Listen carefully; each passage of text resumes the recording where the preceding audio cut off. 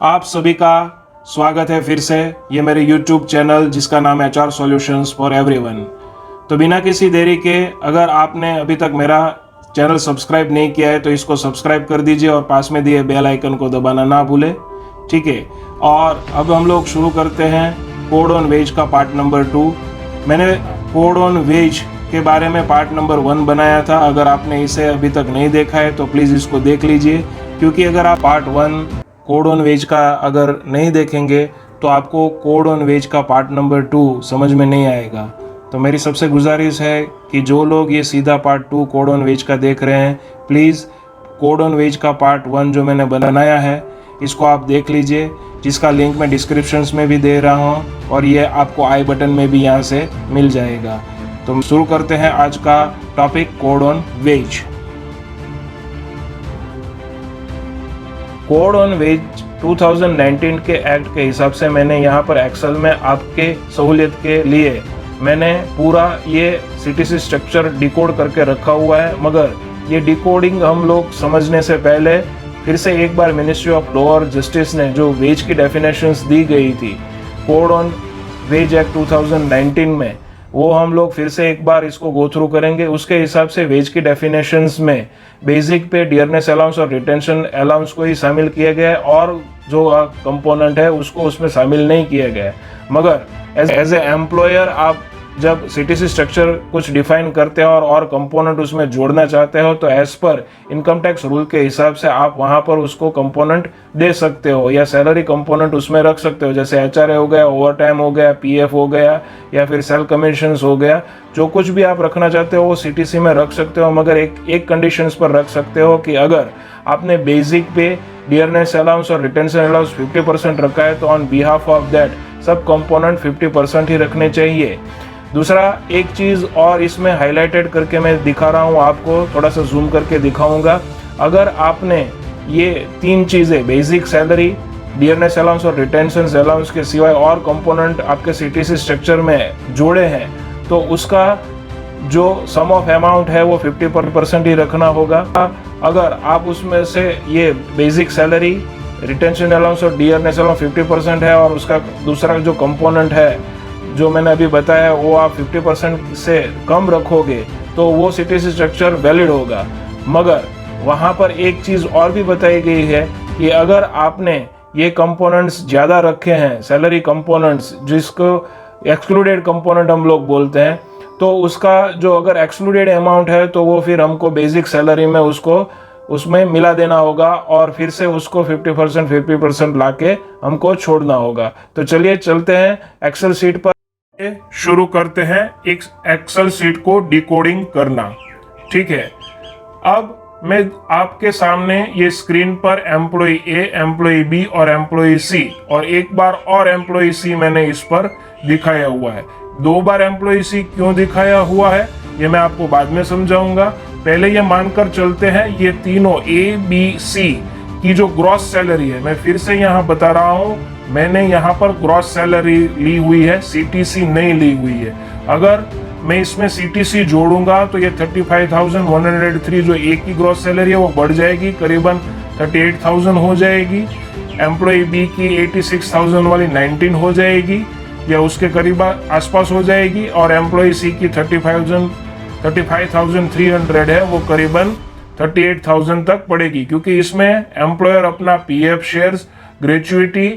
Professional tax और other benefits जिया component salary के डालेगा तो ये बढ़ जाएगी। तो ये आप मान के चलिए, मैं फिर से बोल रहा हूँ, ये तीनों की जो मैंने सैलरी ली है एम्प्लॉय ए, एम्प्लॉय बी और एम्प्लॉय सी की, वो है ग्रॉस सैलरी, ठीक है।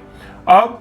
यहाँ पर जो मैंने सीटीसी स्ट्रक्चर डिकोड किया गया है या करने वाला हूं वो as per code on wage act 2019 में दिखाई गई डेफिनेशंस या उसके रूल्स और रेगुलेशंस के आधार पर किया हुआ है, ठीक है। उसमें क्या कहते हैं, उसकी डेफिनेशंस जो मैंने आपको अभी आगे दिखाई थी वीडियो में, उसमें ये दिखाई दिया गया हुआ है कि अगर आप अपना सीटीसी स्ट्रक्चर डिफाइन करते हो तो उसमें आप अपना जो सीटीसी स्ट्रक्चर डिफाइन करने के बाद उसमें 50% बेसिक डीए रिटेंशन अलाउंस रखना है और अदर कंपोनेंट्स रखने हैं जिसका सम ऑफ अमाउंट 50% होना चाहिए या उससे कम होना चाहिए। ठीक है, मान लीजिए यहाँ पर एम्प्लॉय ए है, उसकी 35,103 ग्रॉस सैलरी है, तो उसका मैंने बेसिक रखा हुआ है 15,000, डीए रखा हुआ है 6,000, रिटेनिंग अलाउंस मैंने कुछ नहीं दिया, एचआरए 6,000 दिया, एडवांस 583 दिया, कन्वेयंस 2,000 दिया, सेल्स कमीशन कुछ नहीं दिया, एम्प्लॉय का पीएफ का shares 2,520 as per rules and regulations of PF act, 12% of basic और डीए को मिला के, और ओवर टाइम 3,000 दिया। तो यहां पर आप देख सकते हैं इसका सम ऑफ अमाउंट एक्सक्लूडेड जो था या सम ऑफ एक्सक्लूडेड है वो है 14,103, यानी कि जो ए है उसका ये सारा पार्ट जो एक्सक्लूडेड कंपोनेंट का सैलरी डिसाइड हुआ है उसका sum of excluded component salary part 14,103 हो गया। ठीक है, और इसकी ग्रॉस सैलरी है 35,103, तो इसका 50% हम करेंगे as per the wage code की डेफिनेशंस के हिसाब से, तो वो होगा 17,552 रुपए। यानी ये 14,103 और 17,502 में से 14,103 कम है, यानी ए के लिए ये सीटीसी स्ट्रक्चर करेक्ट है जो मैंने यहां पर आपको स्पेसिफाई किया हुआ है। वैसे ही एम्प्लॉय बी का हम लेते हैं, उसकी ग्रॉस सैलरी 86,000 है, उसका बेसिक 50,000 रखा, एचआरए 25,000 रखा, कन्वेंस 3,000 रखा, सेल्स कमीशन 3,000 रखा, फिर पीएफ मैंने उसको नहीं दिया हुआ है क्योंकि 15,000 की जो थ्रेशोल्ड लिमिट है पीएफ की उससे ये बढ़ जाता है, 50,000 है 15,000 की जगह पर, तो उसको पीएफ में मैंने नहीं रखा हुआ है, और ओटी उसको 5,000 दिया, यानी उसका सम ऑफ एक्सक्लूडेड यानी ये सब कंपोनेंट का जो सम हो रहा है वो है 36,000 रुपीज, यानी उसकी कुल सैलरी 36,000 और 50 उसका जो बेसिक पार्ट था उसको मिला के 86,000 हो गया, और 86,000 का 50% 43,000 हो गया। तो फिर से हम लोग कंपेयर करेंगे as per the rules and regulations and definitions of code on wage के हिसाब से, तो यहाँ पर 43,000 ग्रेटर है 36,000 से, तो इस केस में फिर से ये बी की एम्प्लॉय का ये जो सीटीसी स्ट्रक्चर है वो करेक्ट माना जाएगा, क्योंकि ये 43,000 से कम है या उसके बराबर होना चाहिए, यानी ये एक्सक्लूडेड पार्ट और ये इसका बेसिक डी और रिटेंशन का पार्ट ये मिला के एक समान होना चाहिए या उससे कम होना चाहिए तो चलेगा। अब ध्यान दीजिएगा, ये एम्प्लॉय सी जो है उसकी 35,300 यहाँ पर मैंने सैलरी स्पेसिफाई की गई है, ग्रॉस सैलरी, फिर से मैं बता रहा हूँ, तो उसका बेसिक जो है वो 15,000 रखा, HRA 10,000, advance bonus monthly 500, conveyance 2,000, sales commission 3,000, PF employee का जो है वो 1,800 रुपए as per the rules regulations PF act 15,000 पर 12% के हिसाब से, और ओटी जो हो गया वो 3,000 उसको मैंने स्पेसिफाई किया गया। तो आप यहाँ पर देख सकते हैं इसका सम एक्सक्लूडेड जो पार्ट है, सम ऑफ एक्सक्लूडेड सी का जो मैं बोल रहा हूँ, सम ऑफ एक्सक्लूडेड यानी ये सारे कंपोनेंट का जो सम है वो 20,300 रुपए आया, और उसका जो ग्रॉस सैलरी है 35,300 रखा गया। ठीक है, तो फिर इसका 50% करेंगे तो 17,650, और फिर हम दोनों को कंपेयर करेंगे तो आप देख सकते हो कि ये 17,650 और 50% जो है ग्रॉस सैलरी का, उससे ये सम ऑफ एक्सक्लूडेड जो अदर कंपोनेंट्स जो थे सी के सैलरी स्ट्रक्चर में वो यहाँ पर ज्यादा दिखाई दे रहे, तो ये जो हो गया ये सीटीसी स्ट्रक्चर नहीं चलेगा, यानी ये गलत सीटीसी स्ट्रक्चर हमने सी एम्प्लॉय का बनाया हुआ है। तो इसको करेक्ट करने के लिए क्या करना पड़ेगा, ये मैंने नीचे बताया हुआ है, एड इन वेज, यानी जो एक्सेस अमाउंट है, जैसे कि कोड ऑन वेज के लास्ट पैराग्राफ में दिखाया गया था कि अगर एक्सेस अमाउंट अगर कोई हम सैलरी कंपोनेंट एक्सक्लूडेड है उसमें अगर ज्यादा आती है तो उसको हम लोग एडिशन करेंगे बेसिक प्लस उसके डीए और रिटेंशन अलाउंस में। तो देख लीजिए यहाँ पर मैंने सी जो मैंने अगर पहले बताया था ना कि सी दोबारा मैंने क्यों लिया हुआ है, तो यहाँ पर जो सी है उसको मैंने फिर से लिया हुआ है, और ये 2650 जो एक्स्ट्रा थे एक्सटेंडेड या एक्सक्लूडेड सैलरी कंपोनेंट में, ठीक है, तो वहां पर ये 2650 का जो डिफरेंस आ रहा था उसको मैंने यहाँ पर जोड़ दिया बेसिक में, क्योंकि मैंने यहाँ पर इसको डीए और रिटेंशन अलाउंस नहीं दिए है। तो 15,000 के बजाय मैंने इसका टोटल बेसिक कर दिया 17,650, और उसके behalf of sum of amount जो एक्सक्लूडेड पार्ट था सैलरी कंपोनेंट का वो मैंने सेट कर दिए। तो यहाँ पर आप देख सकते हैं sum of excluded for C employees 17,650, gross salary उसकी 35,300 हो गया, और उसका अगर हम लोग 50% ऑफ ओवरऑल रेम्यूनरेशन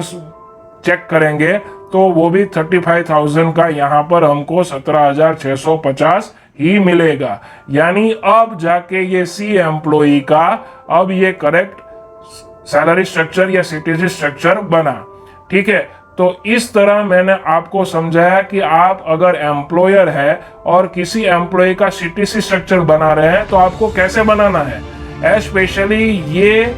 जो जिम्मेदारी है वो एचआर डिपार्टमेंट या अकाउंट डिपार्टमेंट की होती है। जब कोई भी आप सैलरी स्ट्रक्चर बनाते हैं तो अब ये जो नया कोड ऑन वेज की डेफिनेशंस है वो आप एक बार इसको गो थ्रू कीजिएगा, इसके हिसाब से ही आप अपने एम्प्लॉय का सीटीसी स्ट्रक्चर बनाएगा। वरना क्या होगा इन फ्यूचर, आपको अगर कोई लेबर इंस्पेक्शन आ गया या आईटी इंस्पेक्शन आ गया, ठीक है, इनकम टैक्स का इंस्पेक्शन आ गया, इंटरनल ऑडिट आ गया, ठीक है, तो वहां पर आपको ये क्वेरी का आंसर देना बहुत ही भारी पड़ सकता है, ठीक है। और अगर आपको इसको नहीं फॉलो किया तो फिर आपको जुर्माना भी बनना पड़ेगा। तो मेरे हिसाब से आप लोगों को यही हिदायत मैं दूंगा कि जब कभी भी आप सीटीसी स्ट्रक्चर बनाने जाए तो प्लीज ये नए कोड ऑन वेज एक्ट 2019 में जो डेफिनेशंस दी गई है उसको एक बार आप पढ़ के उसके हिसाब से आप सीटीसी स्ट्रक्चर डिफाइन करें। अगर आपने पहले सीटीसी स्ट्रक्चर ऐसे ही डिफाइन कर दिया है तो अब ये कोड ऑन वेज 2019 आने के बाद आप उसको रिवाइज भी करके आप अपनी गलती सुधार सकते हैं, ठीक है। मैंने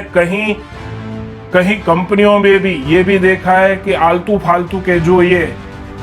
एक्स्ट्रा कंपोनेंट है जिसकी कोई भी वैल्यू नहीं होती है, या मान लीजिए कहीं ऐसा कोई कंपोनेंट ही नहीं दिखाया गया है इनकम टैक्स रूल्स में, वो इसमें डालकर वो फिर क्या करते हैं यहाँ पर उसकी एक्सटेंडेड या एक्सक्लूडेड सैलरी कंपोनेंट उसको सेट करके दे देते हैं, ताकि क्या हुआ बेसिक घटा कर उसका जो